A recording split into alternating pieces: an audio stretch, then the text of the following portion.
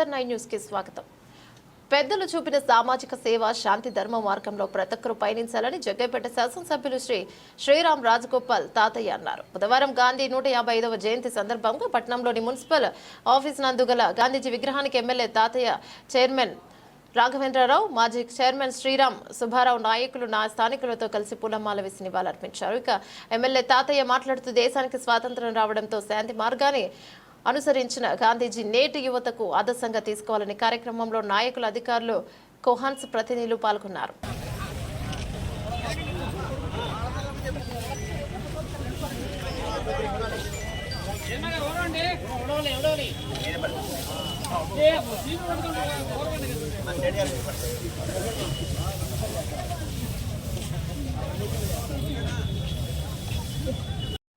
విగ్రహానికి కూడా పూలమాల, దాని తర్వాత కోహాన్స్ లైఫ్ సైన్సెస్ వారితో శానిటరీ సిబ్బంది కావాల్సిన ఎక్విప్మెంట్స్ ఏవైతే ఉన్నాయో అన్ని ఇవ్వటం.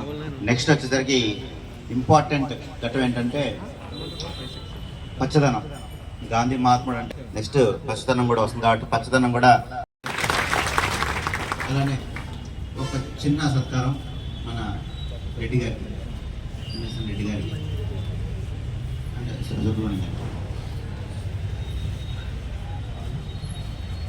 సందర్భంగా బంగారపేటలో సెంటర్లో ఉన్న గాంధీ గారి విగ్రహానికి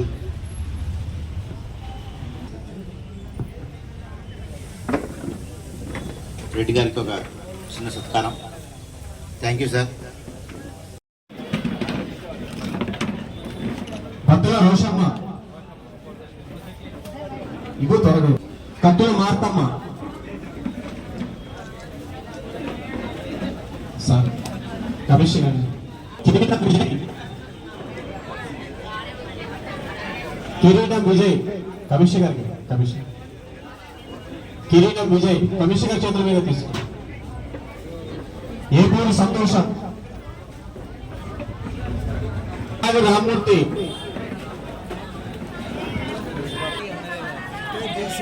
అందరూ కూర్చోండి, అందరికి ఇస్తారు, అందరూ కూర్చోండి ఒకసారి. సచివాలయం స్టాఫ్ మొత్తం కూడా బస్ స్టాండ్ ఆపోజిట్ లో ఉన్న డివైడర్ దగ్గర రండి. సచివాలయం స్టాఫ్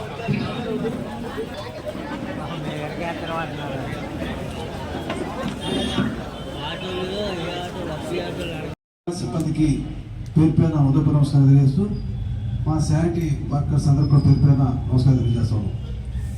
ప్రత్యేక రోజు గాంధీ జయంతిని భారతదేశ వ్యాప్తంగా చేసుకుంటా ఉన్నాం. అదే గాంధీ జయంతి అంటే ఇందాక చైర్మన్ చెప్పినట్టు ఏదో గాంధీ గారు పోతుంటే సెలవు కాదు.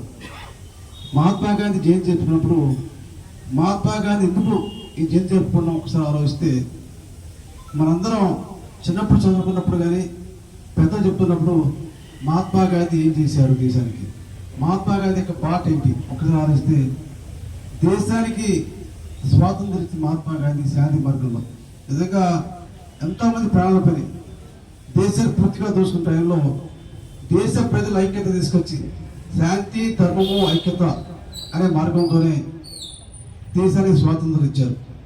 అటువంటిప్పుడు మనం వారిని స్మరించుకుంటూ మనం కూడా అటువంటి శాంతి మార్గం, ధర్మ మార్గం, అదేవిధంగా సామాజిక సేవ మనలో ఉండాలని చెప్పి ఆలోచన మనం రావడం కోసం ఇక్కడ మహాత్మా గాంధీ జయంతి కావచ్చు, అంబేద్కర్ జయంతి కావచ్చు, ఇవన్నీ కూడా గొప్ప వాళ్ళ యొక్క జీవితం తెలుసుకుని వాళ్ళ జయంతి జరుపుకున్నప్పుడు మనం మన పిల్లలు కూడా చెప్తూ ఉంటాం, మహాత్మా గాంధీ లాగా ఉండాలి, అంబేద్కర్ లాగా ఉండాలి, బాబు జగజ్జీవన్ లాగా ఉండాలని చెప్పి చెప్తా ఉంటాం. అంటే ఇటువంటి సందర్భంలో మనందరూ ఆలోచన రావాలి. ఎందుకంటే ఈరోజు చూస్తూ ఉన్నాం సమాజంలో ధర్మము, శాంతి, పవిత్రత, సామాజిక సేవ దృక్పథం చాలా ఏమాత్రం లేదు, చాలా కొద్దిగా ఉంది.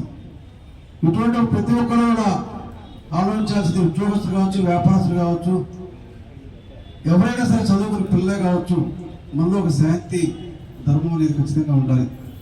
ఇదే పరిశుభ్రత నిజంగా అందాక ఎంఎస్సీ చెప్పినట్టు చైర్మన్ లేకపోయినా, నేను లేకపోయినా, ఎవరు లేకపోయినా పర్లేదు, కానీ శానిటరీ వర్కర్స్ లేకపోతే ఏ విధంగా ఉంటుందని చెప్పి ఒకసారి ఆలోచిస్తే పరిశుభ్రతతో పాటు అనారోగ్యం పెరుగుతాం. మహాత్మా గాంధీ ఆనాడే దేశంలో అంటరాని వ్యాధులు వస్తూ ఉంటే స్వయంగా వారే పరిశుభ్రతలో పాల్గొని రోడ్డు ఓటం చేశారు. అంటే పరిశుభ్రత, పచ్చదనం అనేది ప్రతి ఒక్కరికి అవసరం. పరిశుభ్రంగా ఉండాలి, ప్రాంతం కూడా పచ్చదనంతో ఉన్నప్పుడే ఈ యొక్క వాతావరణం మంచిగా ఉంటుంది.